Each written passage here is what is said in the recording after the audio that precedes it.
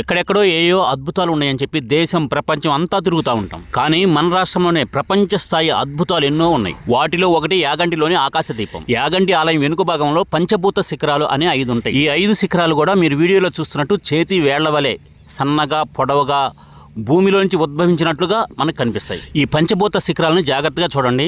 ఇవి మానవ నిర్మితాలైతే కాదు, దేవతా నిర్మితాలైనా అయి ఉండాలి, లేదా స్వయంభూలైనా అయి ఉండాలి. ఇలాంటి శిఖరాలపై ఎక్కగలగటం అంటే బాడీ ఫిట్నెస్ కలిగిన పర్వతారోహకుల వల్ల మాత్రమే సాధ్యం. అది కూడా వాళ్ళు సేఫ్టీ టూల్స్ దగ్గర పెట్టుకుని.